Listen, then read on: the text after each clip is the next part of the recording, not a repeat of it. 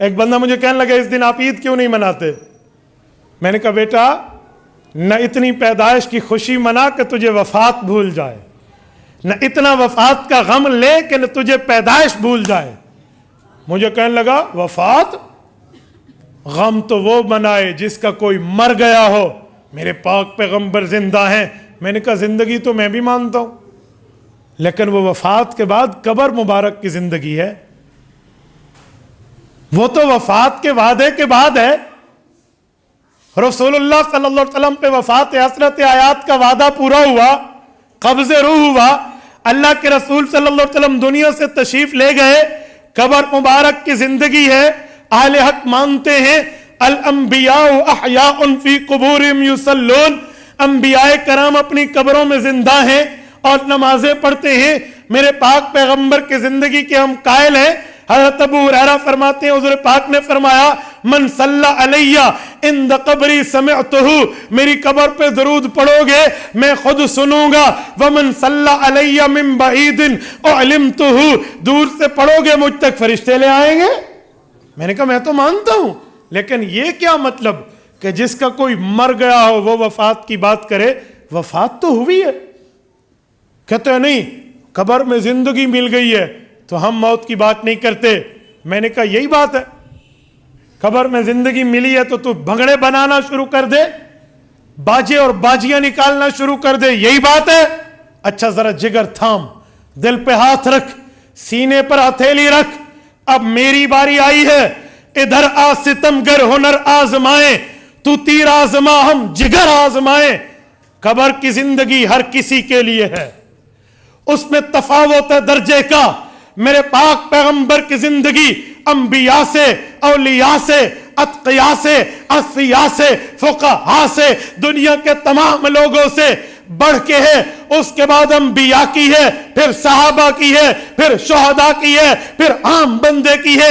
زندگی قبر میں ہر بندے کو ملتی ہے، کسی کو ملتی ہے صرف عام حالات میں گناہ گار ہے، عذاب سہے گا، نیکوکار ہے، راحتیں ملیں گی، وہ شہید ہے، بدن کو مٹی نہیں کھائے گی، وہ صحابی اور نبی ہے، بدن محفوظ ہے، نبی قبر میں نماز پڑھتے ہیں، رتبہ بڑھتا جائے گا، حیات کا درجہ بڑھتا جائے گا، مرتبہ بڑھتا جائے گا، زندگی کے درجات بڑھتے جائیں گے۔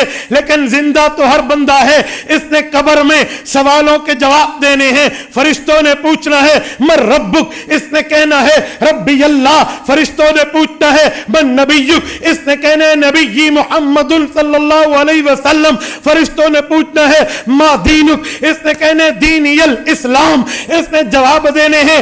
زندہ تو ہر ہے، اگر تو کہتا ہے قبر میں جا کر پیغمبر زندہ ہے، ہم وفات کے غم کی بات نہیں کرتے، پھر ہمت کر، جرات کر، طاقت دکھا، سکت دکھا، قوت کو ظاہر کر۔ جب تیرے ابو فوت ہو جائیں اور امی کا جنازہ اٹھے، یہ بھی قبر میں سوالات و جوابات کے لیے زندہ ہوں گے۔ تو ڈھول بجانا، زندہ ہوں گے تو باجے بجانا، زندہ ہوں گے تو بھنگڑے ڈالنا، زندہ ہوں گے تو چراغاں کرنا، زندہ ہوں گے تو جھنڈیاں لگانا، کہنا غم تو وہ منائے جس کا کوئی مر گیا ہو، اور قبر میں زندگی مل جاتی ہے، کرے گا تو؟ کہتے جی نہیں۔ میں نے کہا کیوں؟ کیا رسول اللہ صلی اللہ علیہ وسلم کی وفات حسرت آیات کو تو یوں مٹا دے گا؟ عجیب بات ہے۔ اللہ کے رسول صلی اللہ علیہ وسلم کی وفات کا صدمہ جب صحابہ پہ آیا تھا، خدا کی قسم ایک صحابی ہل لگا رہے تھے، ہل چلا رہے تھے اپنی کھیت میں، کسی نے بتایا آج اللہ کے پیغمبر دنیا سے رخصت ہو گئے۔ اس نے ہاتھ آسمان کی طرف اٹھائے، کہا اللہ تیری آنکھیں، مجھے جو تو نے مجھے آنکھیں دی ہے یہ بہت بڑی نعمت ہے، میں ناشکری نہیں کرتا، دست بستہ عرض کرتا ہوں اللہ مدینہ جاتا تھا، ان آنکھوں سے سرور دو عالم کی زیارت کر کے، شربت دیدار پی کے اپنی آنکھوں کو زیارت نبوی کا سرما لگاتا تھا۔ اب حضور نہیں رہے، اللہ میری آنکھیں اٹھا لے، کہاں جاؤ گے؟ رسول اقدس صلی اللہ علیہ وسلم کا دراز گوشت تھا جس پہ حضور سواری فرماتے تھے، یہ عفور اس کا نام ہے، یہ ایک حیوان ہے، اس پر اللہ کے رسول سواری فرماتے۔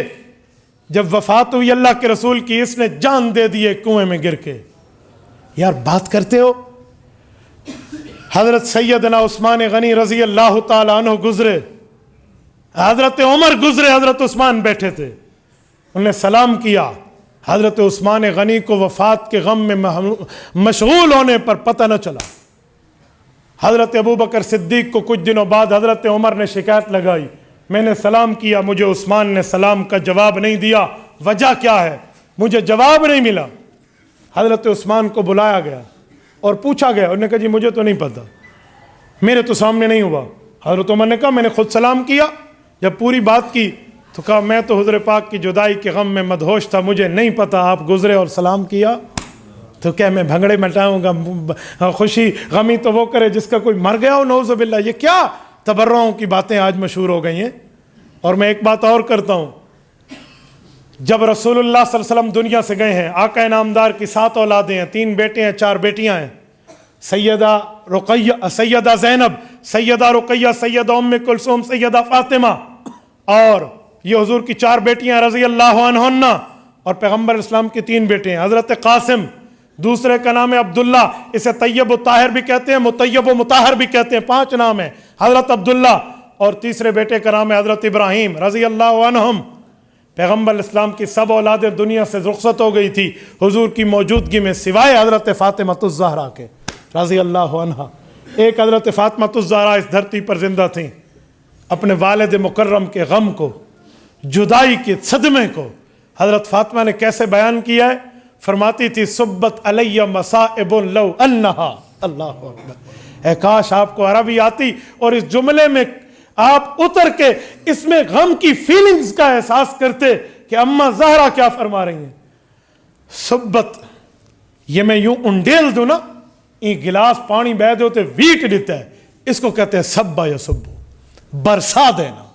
انا سببنا الماء سبا، قرآن کہتے ہیں ہم نے پانی برسایا ہے آسمان سے۔